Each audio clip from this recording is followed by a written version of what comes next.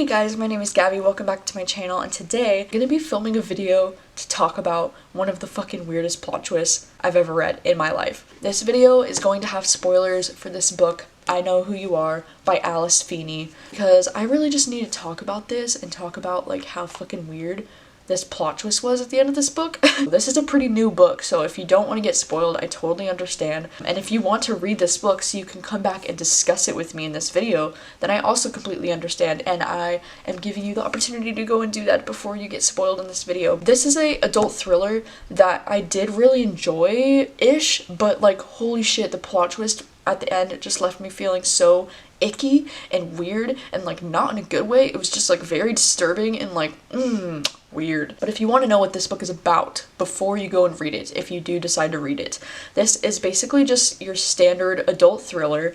It follows this actress who is married to this guy, and her husband goes missing and he's emptied their shared bank account of $10,000. It's just gone, and she doesn't know where he is, and she doesn't know what happened, and yeah, that's basically what the story is about. If you have read this book and you are also like, what the fuck did I just read, then stick around and let's talk about some spoilers about this book.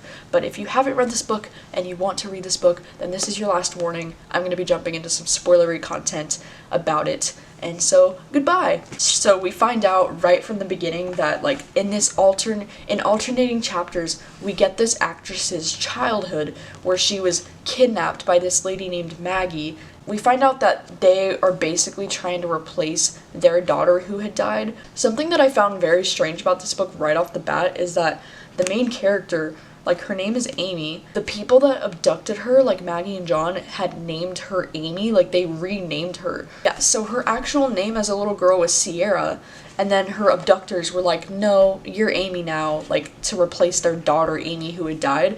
And it's like, I don't understand, like, why she would keep that name Amy Sinclair when she's an actress, when she's like older, because it's like that's the name that your abductors gave you. Like, unless she's doing it on purpose, like to try to like cover up her true identity as like Sierra, like unless it's like some kind of stage name maybe or something. But like, found that kind of strange, to be honest. Right off the bat, I was like, what the fuck? Right off the bat in this book, my very first prediction was that, like, when she mentioned that she had this female stalker who always left her notes, like, I know who you are, like, I know who you really are, whatever, I was immediately like, oh, the stalker is Maggie, or, like, someone related to Maggie, because, like, obviously, like, she abducted her when she was a kid, you know, and obviously that idea got shot down immediately when you find out later in the book that Maggie died and she, like, witnessed her death. But, like, that was my immediate prediction reading this. And then my next prediction was that this was gonna be some, like, Gone Girl shit, right? Because there was this part where it said he had called his abuse counselor the few days before he went missing and said that he's afraid that she's gonna kill him. And I was like, oh my god, is this some kind of Gone Girl shit where he's gonna frame her for his death and like just set it all up? And I was like really excited about it. I was like loving where this was going. One of the plot twists in this book that I really enjoyed and that I did not see coming at all is that her husband, like her actual husband Ben, had like killed himself 2 years earlier, and that was before she had even met him. And so she finds out that somebody has been like impersonating this guy Ben as her husband. Like, it doesn't make any fucking sense, really. But, like, yeah, they found out that the guy that was the actual Ben, whatever his name is, killed himself. And so, like, some random stranger dude has been saying that he's Ben this whole time. And Ben had actually died before she even met him. And yeah, it's like, I find it a little hard to believe that she would just, like, marry some guy that she doesn't really know, because it's like, after everything that she had been through with like getting abducted as a kid and like everything with her dad and with her brother, it's like you would think she'd just be a little bit more cautious about, you know, trusting people. Like, I don't know. Like, I just found it a little like out of character for her to like just marry some guy that she doesn't really know, especially since she's an actress. Like, you really just gotta be more cautious. Like, you have a lot of money now, you know? Like, I don't know. But then when they said that John didn't die, that he was in the hospital and then he went to prison for 8 years, my next prediction was obviously that John's son or someone related to John was the one pretending to be Ben, because like if John had a son or something, he would obviously think she ruined his parents' lives, right? I mean, like, she was basically the reason why they went to jail or whatever. So let's just talk about the actual plot twist that I want to talk about, and that is that the guy pretending to be Ben, like the guy pretending to be her husband, was her fucking birth brother. Her real fucking brother from her childhood that she didn't really know because she got abducted away from her dad and her brother. And yeah, and then this fucking psychopath that is her brother decided that he would disguise himself as this guy named Ben who had died and say that and then fucking marry her. Like, what the fuck? Like, I fucking couldn't believe that she wouldn't recognize her own brother. Like, what? And I know she hasn't seen her brother since she was abducted when she was 5 years old or something, and he was only probably 7. But still, what the fuck? Are you what?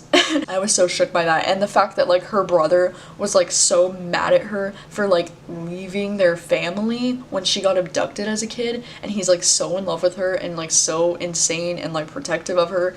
And it's dude, what the fuck? Are you serious? And also the whole fact that this whole time her brother has been dressing up as Maggie, as a female stalker to try and scare her. And it's dude, wouldn't it be so obvious that that is your husband dressed up as a girl? I don't know, maybe from a distance it might be kind of scary, but I could have sworn there was a point in this book where the husband was with her and they saw the female stalker. So I don't know if that's just a plot hole or if maybe it's just something I just thought about in my head and it didn't actually happen, but what the fuck? So her husband, who is actually her brother, was dressing up as Maggie, as a girl, and she couldn't tell. She thought that she had some female stalker out there, and yeah. I don't know, I guess it makes sense now, him writing "I know who you are," he knows that she's not actually Amy Sinclair, she's actually Sierra, or whatever.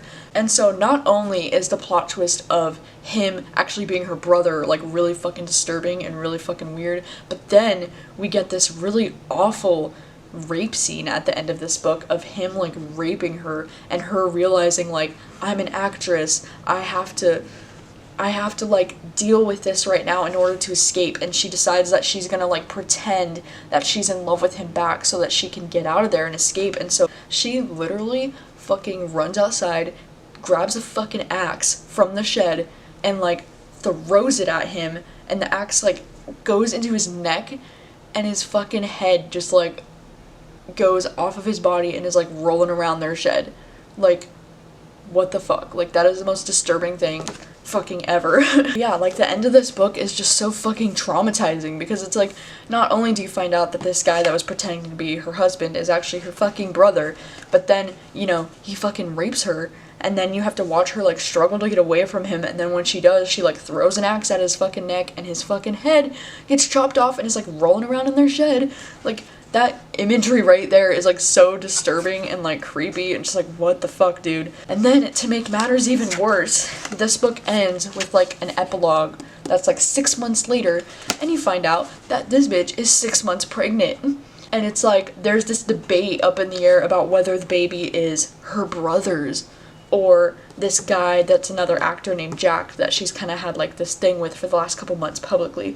But it's you don't know that, and I'm sorry, but I have to assume that the baby is her brother's, which is just disturbing on so many levels. Oh my god.